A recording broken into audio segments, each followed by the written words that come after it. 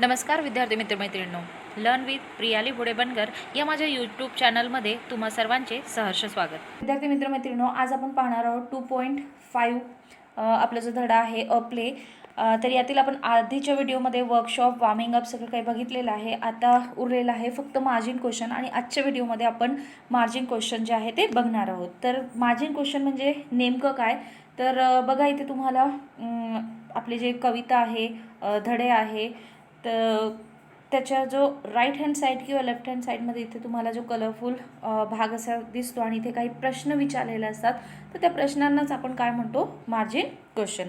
तर आपल्याला इथे बघा पार्ट 1 जो आहे आपल्या या धड्याचा, इथे आपल्याला काही मार्जिन क्वेश्चन विचारलेले आहे. जसे what is the name of the town, what is the name of the king, what is the speciality of the land, what Indian proverb is reflected in the play. तर अशा प्रकारचे आपल्याला बरेचसे margin question जे आहे या धड्यामध्ये विचारलेले आहे. पार्ट 1 आणि पार्ट 2 एकंदरीत आपल्याला नियर अबाउट 18 क्वेश्चन जे आहे, 18 प्रश्न जे आहे ते विचारलेले आहेत. चला तर मग जाणून घेऊया या सगळ्या प्रश्नांची उत्तरे. तर आपला फर्स्ट क्वेश्चन आहे, what is the name of the town, म्हणजे शहराचं नाव काय होतं. तर बघा, the name of the town is Andher Nagari. What is the name of the king, the name of the king is king चौपट, किंवा तुम्ही चौपटसुद्धा लिहू शकता.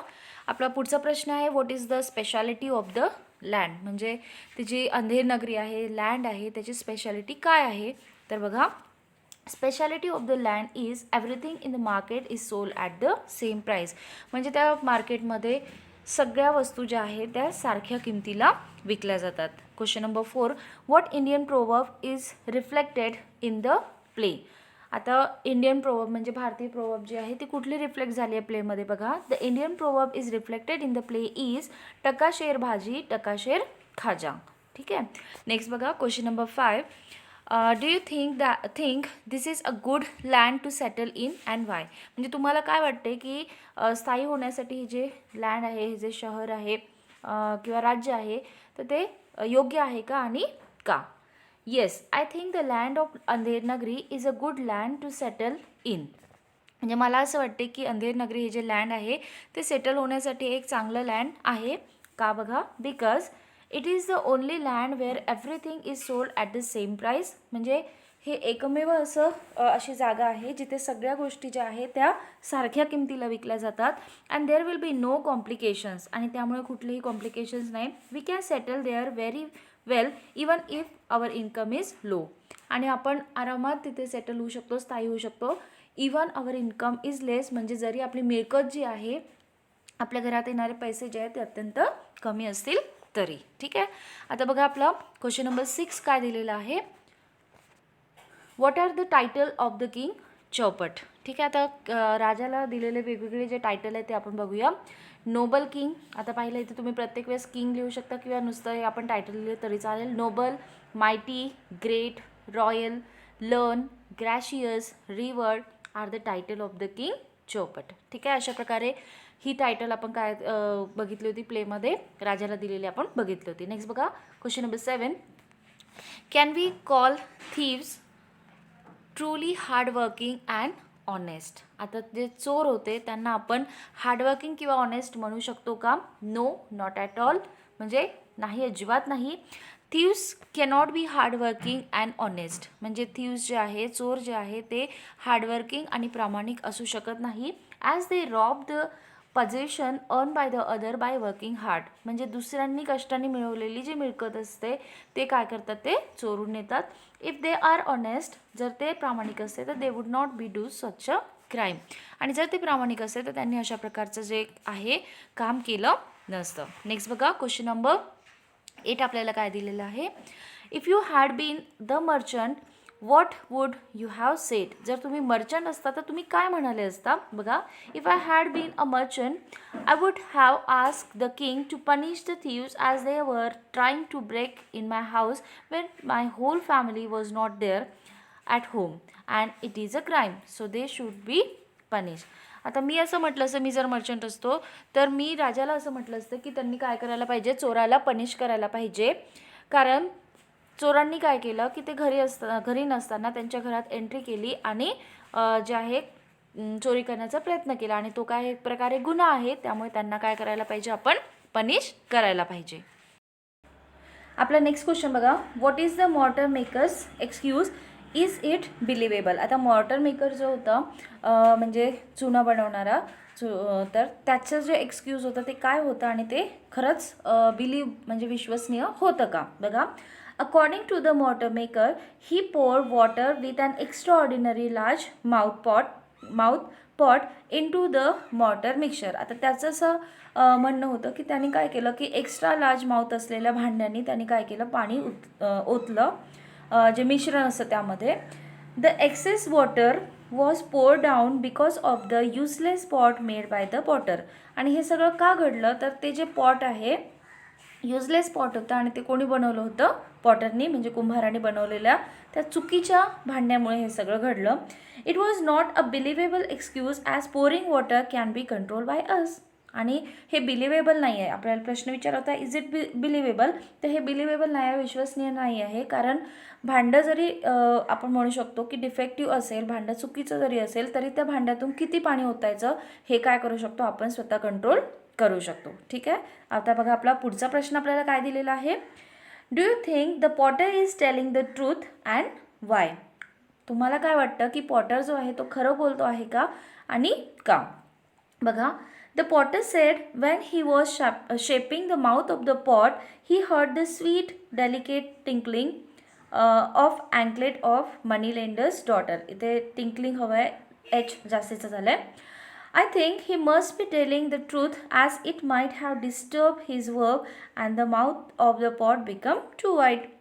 तर पॉटरने आपल्याला असं रिझन दिलं की जेव्हा तो भांड्याला शेप देत होता, आकार देत होता, तेव्हा काय झालं की त्याचं लक्ष जे आहे विचलित झालं. कशामुळे, the delicate tinkling of the anklet of money lenders daughter. म्हणजे मनी लेंडरची जी मुलगी होती, सावकाराची मुलगी जी होती, तिचे जे पैजनाचा नाद होता किंवा आपण म्हणू शकतो की मंजूळ आवाज होता, त्याने त्याचं लक्ष काय झालं, विचलित झालं. आणि हे जे कारण आहे बघा, I think he must be telling the truth. आणि मला वाटतं की हे खरं आहे. It might have disturb his work.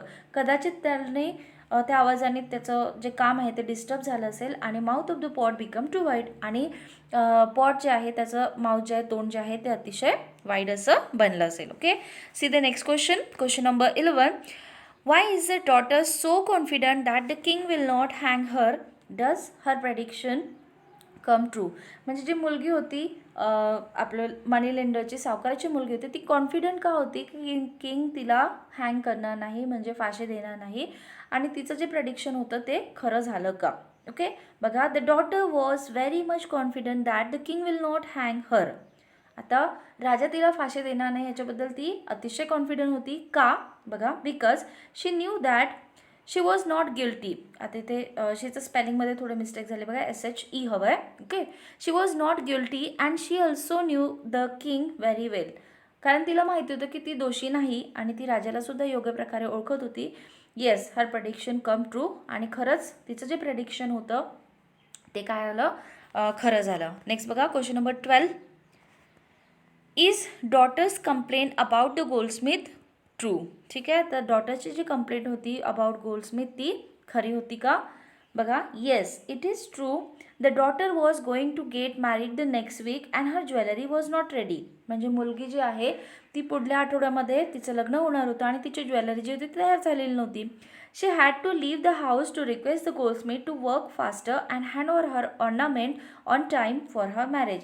आणि मग तिने घर का सोडलं, मग किंवा ती घरातून का बाहेर पडली, तर गोल्डस्मिथला रिक्वेस्ट करायला की तिचे जे दागिने आहेत ते ऑन टाईम तयार करावे तिच्या लग्नासाठी. She wouldn't have gone out of her house if there wouldn't be such a urgency. आणि जर अशी काही अर्जन्सी नसती तर ती घराबाहेर निघालीच नसती. ठीक आहे, तर अशा प्रकारे बघा आपण क्वेश्चन नंबर 12चा आन्सर बघितला. आता बघूया आपला क्वेश्चन नंबर 13चा आन्सर काय लिहू शकतो. What is the goldsmith excuse. आता गोल्डस्मिथ म्हणजे कोण, सोनार. तर सोनारांनी एक्सक्यूज काय दिलं बघा. The king commanded the goldsmith to set aside all his work and get the queen's ornament ready before her highness birthday. ठीक आहे, तर आता राजाने त्याला ऑर्डर दिली होती की त्यांनी काय करायला पाहिजे, सगळ्यात पहिले राणीचे दागिने जे आहे ते तयार करायला पाहिजे आणि सगळी कामं बाजूला ठेवायला पाहिजे.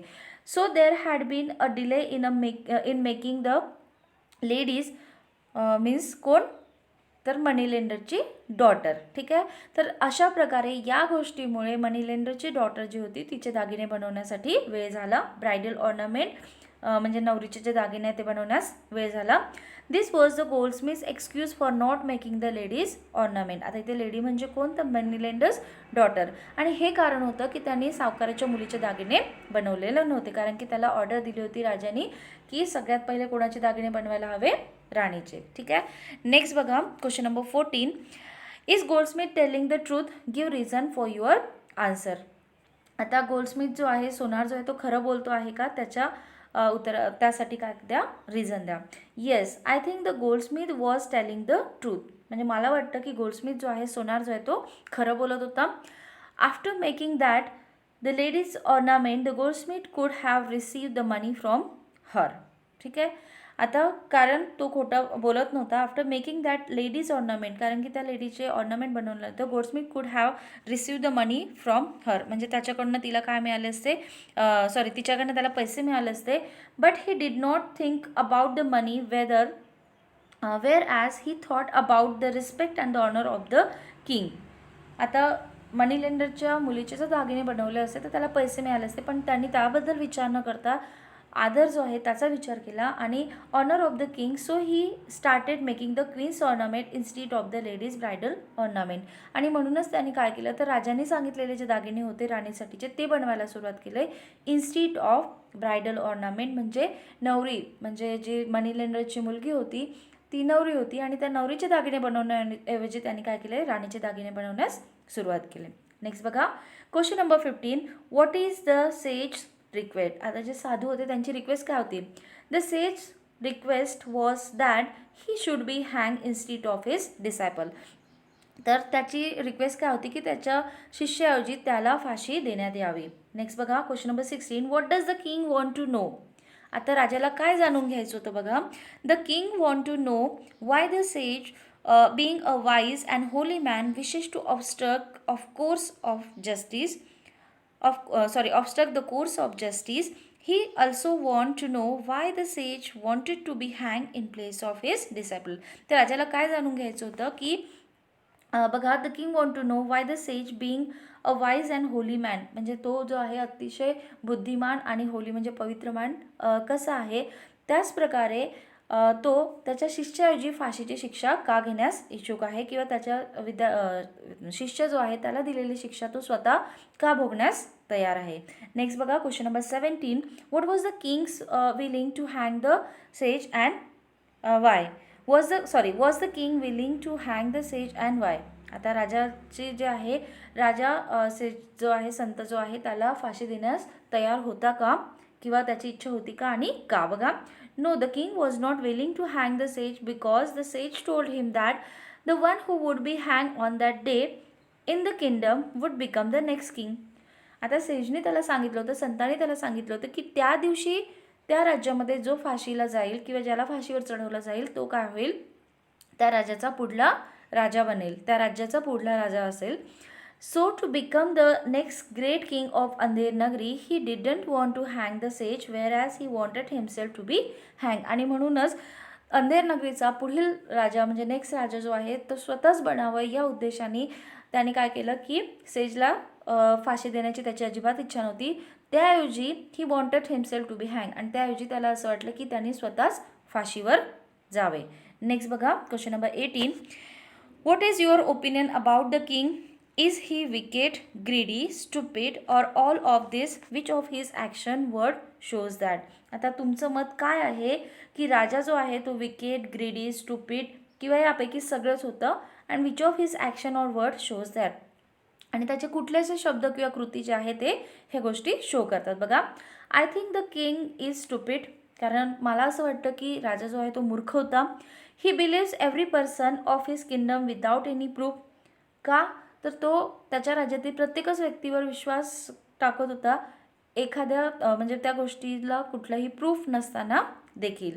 नेक्स्ट बघा, guard take me the gallows and hang me at once without any delay. आणि त्यांनी गार्डला आज्ञा दिली की काय कर, मला गॅलोजवळ घेऊन जा आणि तिथे मला कुठलाही उशीर न करता काय कर, फाशीवर चढून दे.